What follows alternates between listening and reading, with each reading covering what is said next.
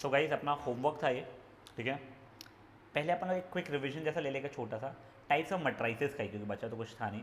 तुमको कौन से मैट्रिसेस याद है? एक रो मैट्रिक्स था, एक कॉलम था। रो में सिर्फ रो था, कॉलम में सिर्फ कॉलम था। रो का ऑर्डर हो जाता है 1 इंटू समथिंग, कॉलम का आ जाता है समथिंग इंटू 1। फिर उसके बाद में क्या था अपना, हाँ रेक्टेंगुलर मैट्रिक्स नाम का कुछ नहीं था, स्क्वायर मैट्रिक्स नाम का था। रेक्टेंगुलर मैट्रिक्स के नाम का तो कुछ, बाप रे बाप रे बाप रे बाप रे। नहीं नहीं बेटा, फिर वो यहाँ पे नहीं था रेक्टेंगुलर मैट्रिक्स, वो छोड़ था। जीरो मैट्रिक्स था बेटा, कोई मैट्रिक्स जिसमें हर एक एलिमेंट 0 0 0 रहे। स्क्वायर मैट्रिक्स जिसका एक n बाई n ऑर्डर का रहे। डायगोनल मैट्रिक्स वो रहते थे जो स्क्वायर मैट्रिक्स हो, उसके हर डायगोनल एलिमेंट कुछ ना कुछ हो, जीरो चल जाएगा बट कुछ ना कुछ हो, बट नॉन डायगोनल एलिमेंट्स जो है वो जीरो रहे। डायगोनल एलिमेंट्स को प्रिंसिपल डायगोनल एलिमेंट्स भी बोलते थे। फिर स्केलर मैट्रिक्स जिसमें डायगोनल एलिमेंट्स हर एक इक्वल वैल्यू के हो, 5 5 5 हो, माइनस से कोई फर्क नहीं पड़ता है, वो पहले तो डायगोनल मैट्रिक्स होना चाहिए ना, बचे सब एलिमेंट जीरो होने चाहिए। फिर एक बहुत इंपॉर्टेंट था आइडेंटिटी मैट्रिक्स, इसके अंदर स्केलर मैट्रिक्स ही था, उसके अंदर हर एक प्रिंसिपल डायगोनल एलिमेंट 1 रहता था हमारा। इसको आई से रिप्रेजेंट किया जाता है बेटा, आइडेंटिटी मैट्रिक्स को, या यूनिट मैट्रिक्स को आई से। ये एन जो नीचे वहाँ पे ऑर्डर बताता था, तो अगर ये आई 5 लिखा है तो हर एक यहाँ का एलिमेंट 5 5 5 नहीं हो रहा है, इसका मतलब है 5 इंटू 5 का है वो स्क्वायर मैट्रिक्स, उसके डायगोनल एलिमेंट्स जो है वो सब 5 5 5 5 5 नहीं, 1 1 1 1 1 1 है। हाँ 5 टाइम्स 1 है, ठीक है ना, वो ध्यान रखना। फिर एक upper triangular matrix, lower triangular matrix एक फुद्दू का था। अपर ट्राइंगुलर मैट्रिक्स में आप लोगों के डायगोनल के ऊपर वाले जो एलिमेंट्स हैं वो कुछ रहते हैं, उसके नीचे के 0 0 0 रहते हैं। लोअर में लोअर वाले कुछ रहते होंगे बट अपर वाले हमेशा 0 रहते हैं। Not the most important once.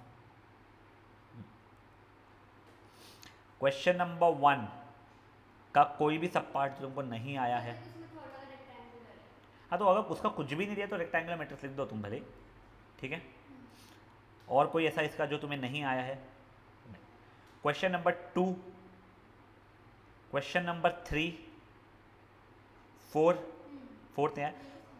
If A is a column matrix with 5 rows, ठीक है ना, तो बेसिकली 1 2 3 4 5 5 इंटू 1 हो रहा है ये। Then what type of matrix is row A? सिर्फ अगर मैंने ये ही उठा लिया तो ये कैसा हो जाएगा? तो ये स्क्वायर मैट्रिक्स बोल सकते हो आप इसको, वैसे देखा जाए तो। उसने ऑर्डर मांगा है क्या? Square matrix of 1 into 1 order ऐसे लिख दी तुम्हें भी, ठीक है। Square matrix of order 1 into 1 तूने क्या लिखी है?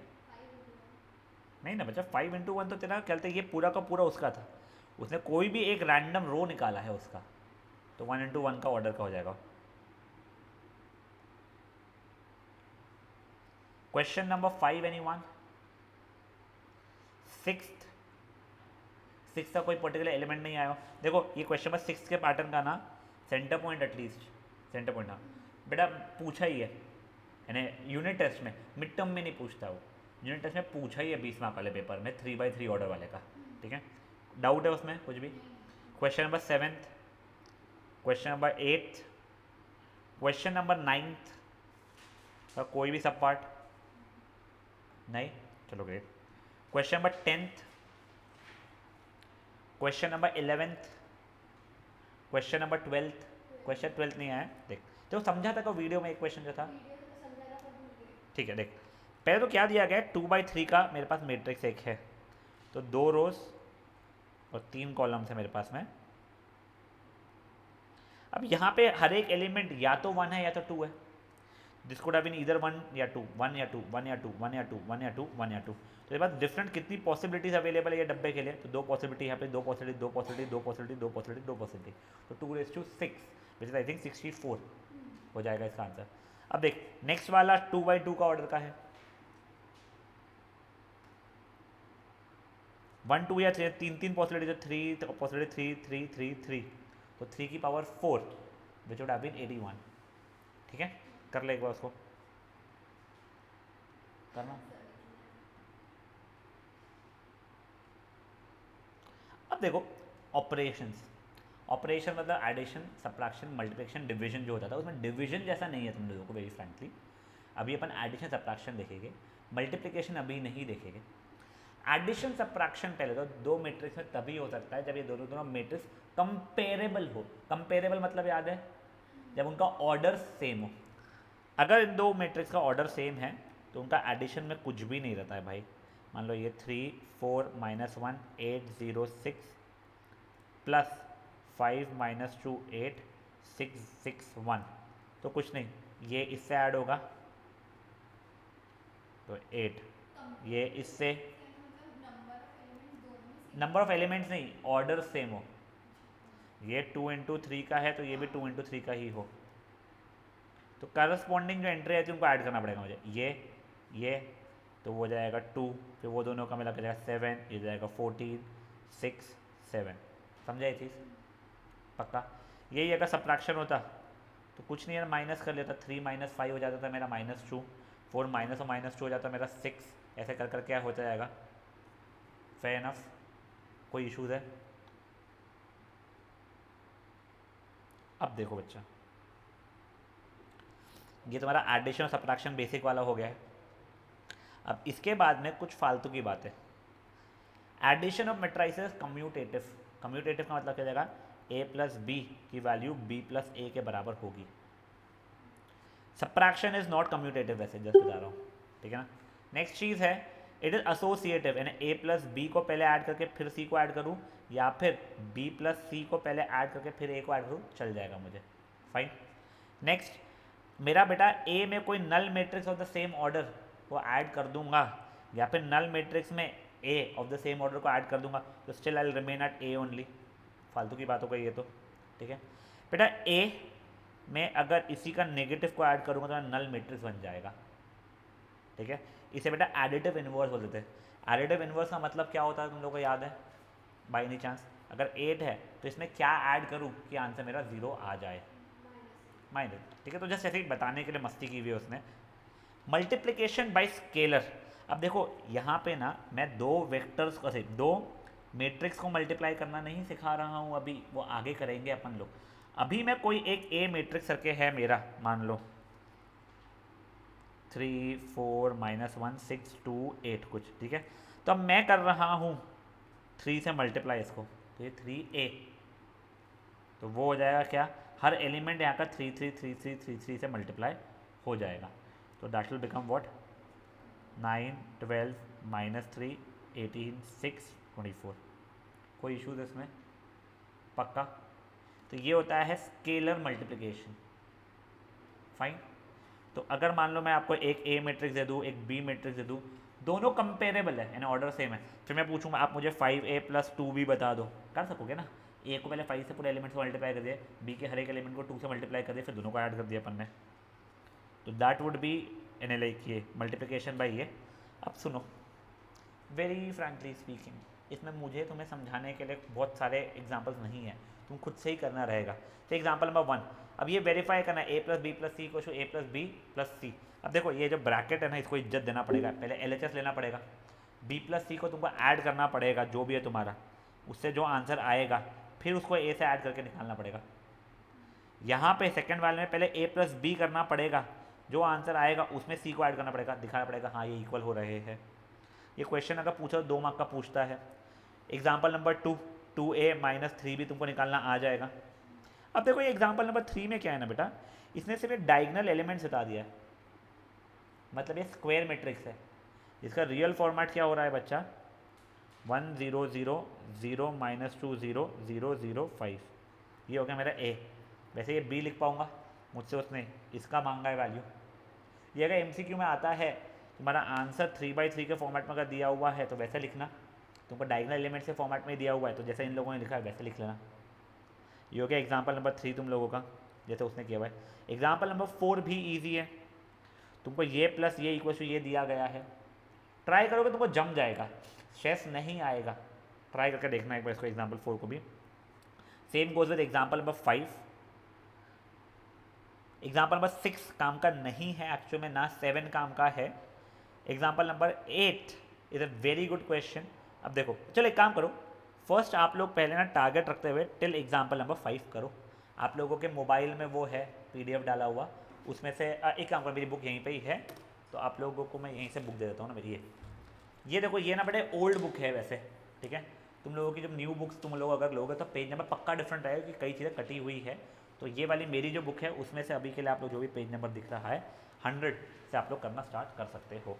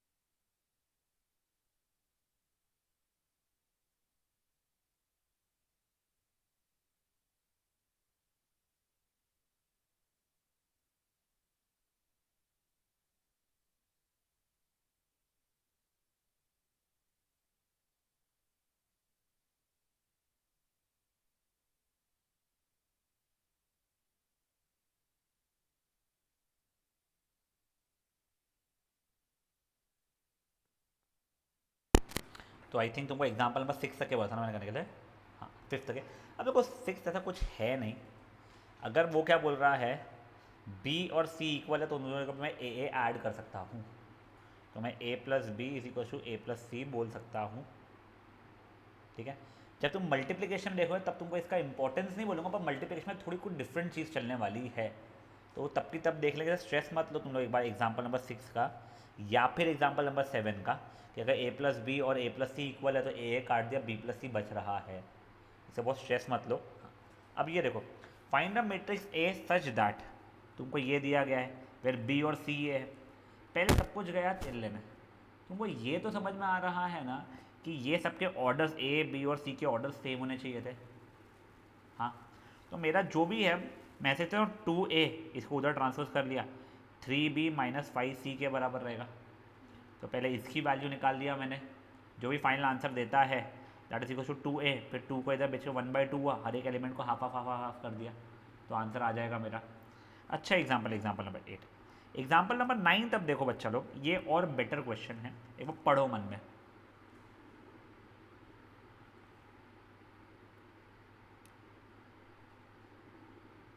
देखो तुमको याद है क्या, अगर मैं इसको लिखूँ 2x plus 3y is equal to 8, 3x प्लस कुछ तो भी ना 2y इज इक्वल टू 4, तो दो इक्वेशन दो वेरिएबल मान के तुम सॉल्व करते हो एलिमिनेशन सब्स्टिट्यूशन टाइप वाले से, तो यहाँ पे ना मैं एलिमिनेशन से सॉल्व कर रहा हूँ।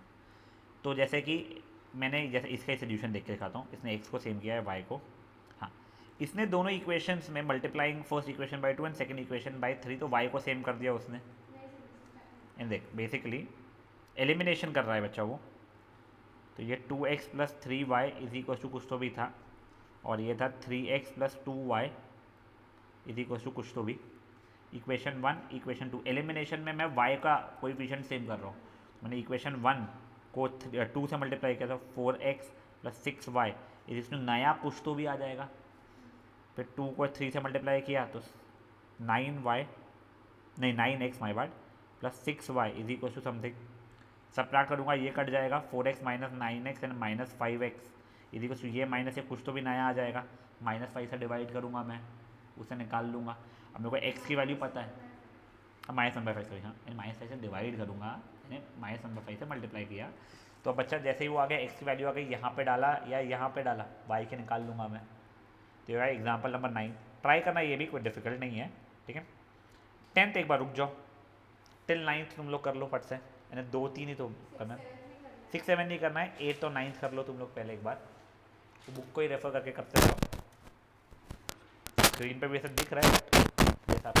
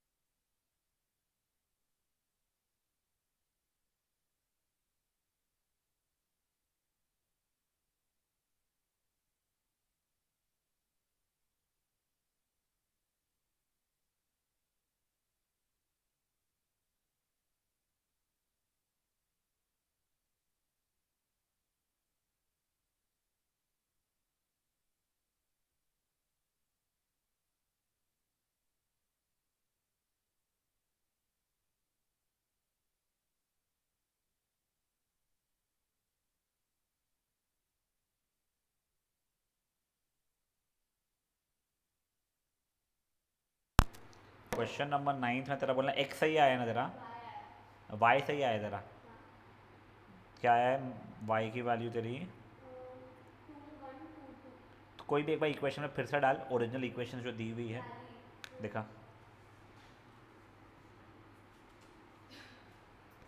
कहाँ पर डाला बच्चा तूने? ये ना 2x is 2340 minus 3 into Y 2122, ठीक है।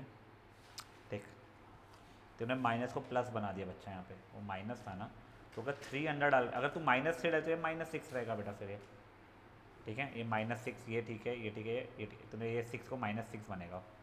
बच्चों शायद तेरे एलिमेंट सही भी हो गए, ठीक है, बस एक को पहला एलिमेंट गलत आ रहा होगा, देख लेना।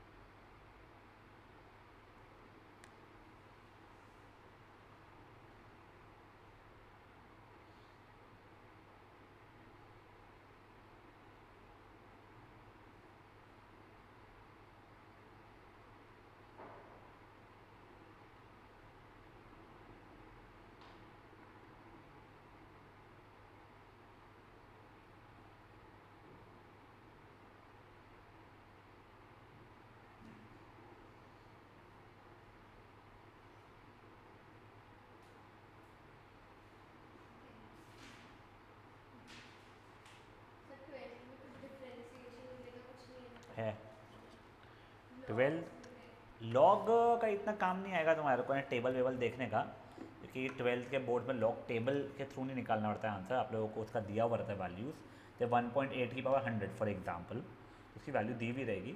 बट कैलकुलस है, बहुत सारा है कैलकुलस।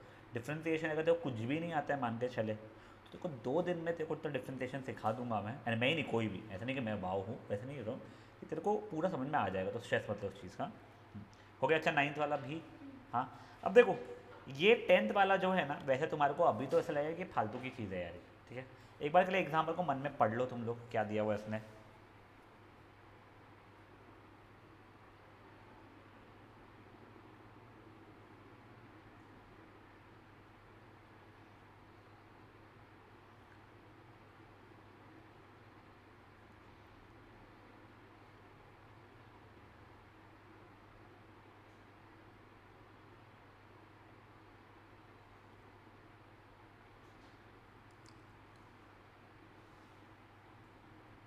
देखो ये बेसिकली कैसा है ना, जैसे हम एक्सेल का डेटा जैसा फिल किया हुआ है अलग अलग इसमें, तो बाद में ऐड करवा रहा है।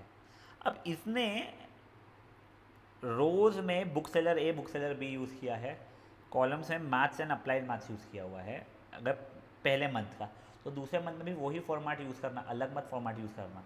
तुम्हारी इच्छा रहती थी कि नहीं मैं चाहता हूँ यहाँ पे book seller A book seller B रहे, ये मैथ्स और ये अप्लाइड मैथ्स रहे, तो तुम्हारे अलग एलिमेंट्स अलग तरीके से दिखना शुरू हो जाते थे। वो भी बिल्कुल सही रिप्रेजेंटेशन है, कोई प्रॉब्लम नहीं होता है उस चीज़ से। तो तुम लोगों को जैसे रिप्रेजेंट करना है वैसे रिप्रेजेंट किया तुमने। पी करके तुमने शायद से अप्रैल मंथ मार्च मंथ का बोल दिया, क्यों तुमने अप्रैल मंथ का बोल दिया, तुमने ऐड किया, तुम्हारा ये आंसर आया, तो ये टेबल देख के तुमको समझ में आ जाएगा हर एक चीज़, कि मैं पूछूंगा दोनों महीने में मिला के बुक सेलर बी ने कितने अप्लाइड मैथ्स के बेचा था, तो ये इतने बेचा था। करेक्ट। अब देखो फ़ायदा क्या है जो तुम लोग सोच रहे हो ना, तो अभी देखो तुम स्मार्ट हो, तुम्हारा कंप्यूटर सोच नहीं सकता है, बट मेरे को एआई और ये सब कुछ नहीं समझ में आता उस चीज़ का, अभी जो आर्टिफिशियल इंटेलिजेंस बोलते हैं, जो भी चीज़ें हैं बेटा उसमें तुमको प्रोग्रामिंग करनी पड़ती है। मैं तेरे को 2 अलग अलग फॉर्मेट में दे दूँ, तू समझ जाएगी ये फॉर्मेट में ये यहाँ का ये ऐड करना ये ऐड करना, मेरे को समझ में आ जाएगा।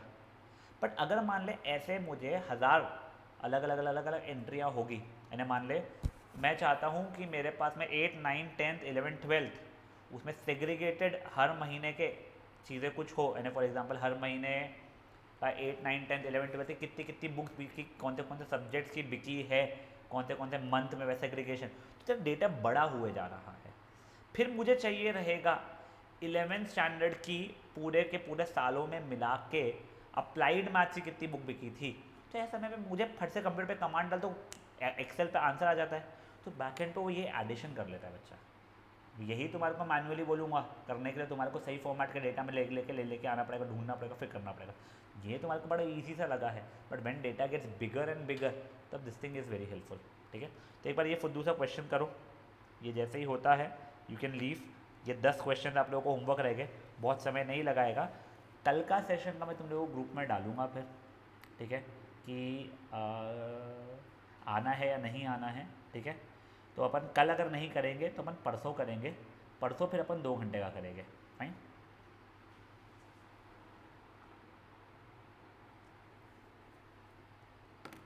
होमवर्क पूरा करके आना बट तब।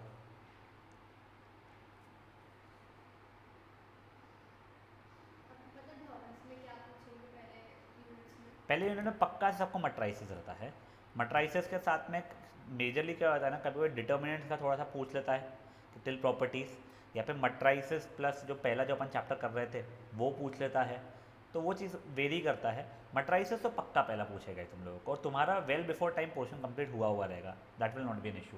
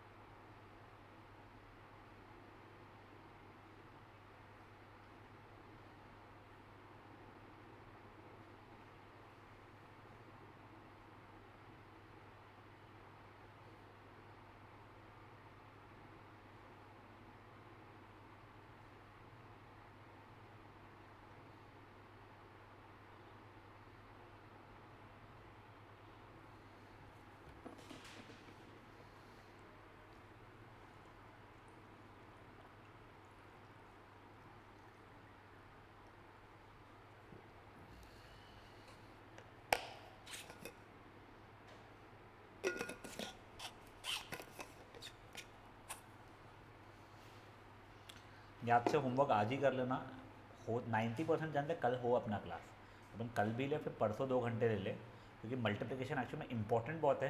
तो मेरे को समझ में आ जाएगा, ऐसा कुछ स्ट्रेसफुल नहीं है, डिफ़िकल्ट नहीं है, इंपॉर्टेंट बहुत है।